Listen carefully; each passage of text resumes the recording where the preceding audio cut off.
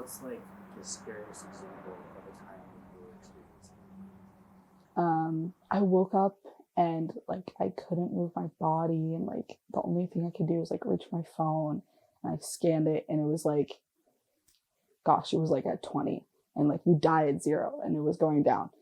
And like I just started like chugging sugar tablets, and I texted a really good friend of mine and I was like, hey, I know this sounds dumb, but like if you don't see me again, like I love you, like I just want to say that. And it really freaked her out, but like it was just true. And like you never know what happened, and like obviously I try to control it as much as possible, but like sometimes you have days where you're gonna wake up at 20. It's not gonna be fun.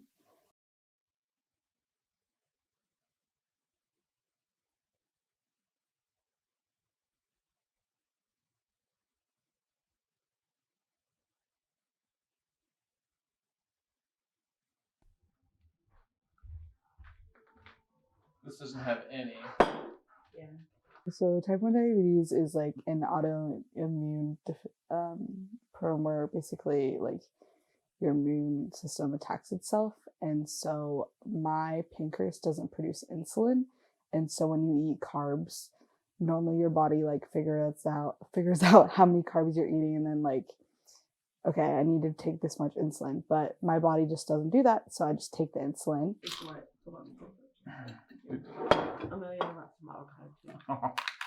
you did it. Do you think that the fact that the majority of your family has type 1, do you think that makes it easier on you guys or more difficult? In a sense, it makes it easier because it's something that we all talk about. So that's good, right? So it's not like one person singled out. I've known people who had that problem.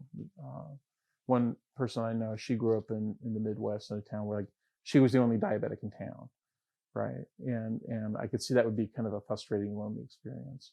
Since we're all diabetics, we're all kind of on the same page. Now, part of I think the diabetic experience is that you're always striving to exercise right and to eat right. So even if we weren't diabetics, we should be striving for those things anyways, right? It's not really a difference. But generally speaking, I think for our household, it makes it easier. Also, if somebody runs out of insulin, well, we've got more insulin. Or if somebody runs out of test strips, well, we've got some test strips they can lend you. So that makes it easier. Yeah, mine's so easy. I'm 149. I'm better than you. No, I'm 145. Mm-hmm. What was that like? That was interesting because both of us are diabetic, and we had both our kids tested for genetic markers for diabetes. And now those tests have refined since we had them tested. And my wife can tell you with better precision. But I think at that time they tested for 4, and she had 2 of them, which meant that like, well, it's not guaranteed she'll become diabetic. And we had this discussion. And then there was a period of time where same sort of thing. She was just kind of sick a lot. But again, we sort of ascribed it to, we were like, she didn't seem to be going to the bathroom a lot. It's just like she was picking up stuff at school, right? And I was surprised that we didn't jump to that conclusion sooner than we did. Same sort of thing. She would seem to get better. She would go to school and tough it out. And then like, no, I'm still feeling yucky. And finally, we did eventually cue in. And so while I recognize that, again, it's a life-altering sort of diagnosis, but I'm glad that we were able to get her diagnosed before more permanent damage happened. And yeah, and I'm just sort of shocked that it took us as long as it did. But again, the outward signs aren't that obvious. So here in my bag, besides my keys and AirPods, we've got goo, which is super fast acting. This is 22 carbs. We have these, which are chews, and these are actually 40 carbs, so lots of times we split them if we open it. Well, I mean, I try to just be super supportive, and I try to just make sure that she has good resources and stuff, because like as a teenager, you want to, you kind of need somebody besides your parents to tell you things sometimes. So I just tried to be really supportive and set her up with resources that were helpful. So how I manage my diabetes is I wear a Libra sensor, which has a little needle and it goes inside your skin and it just like detects what your blood sugar is. So then you can like basically whatever your blood sugar is, you can like determine what you need to do. So I have an app on my phone, so it's like really nifty because I can always have it on me. And then I just scan it. Ooh, here it goes. And it's 175. So I'm in a good range for running.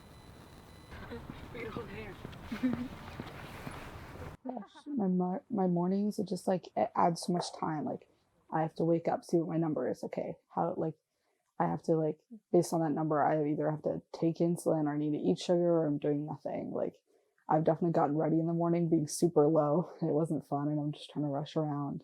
Either I need to come down here and eat something. But if I'm like just at a normal range, like I come down, I figure out how many carbs I'm eating for breakfast and then how many carbs I'm eating, I take how many units of insulin I'm gonna take. So that's nice. And then that I go to school and like I do the same thing for lunch, figure out how many carbs, take insulin, come here for dinner, do the same thing. And then at night I do a long acting insulin. So it works for 24 hours. And so then I need to figure out where I'm at, or I need to be a certain number before I go to bed. So I need to be higher than lower so I can not wake up at 20. Tomorrow? Your government? Yeah. I need to talk to her about changing my schedule for next semester. I do get frustrated. I just give myself permission to be like, it's a crappy day. I'm gonna have a diet soda and I'm gonna, I don't know. I just kind of give myself permission to do something, whatever. Like if my blood sugar has been really high at work and I don't feel good, you know, I'll just go out for a walk or something. Like, it's okay, I can do this work in an hour. It's not a big deal.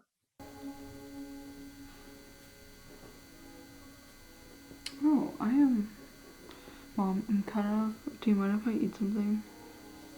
Oh. I think the exercise is kicking in. Okay, what are you gonna eat? It's a good idea. Ice cream. One of my favorite like teachers, who's also like someone I consider a mentor, she happened to have like an open period and ran in there and I like bawled and cried.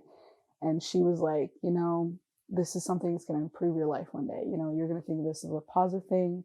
This is something you're going to live with. You're Amelia before you're a diabetic. You're a person with diabetes, not a diabetic. And I like to think about that when I'm having a hard day.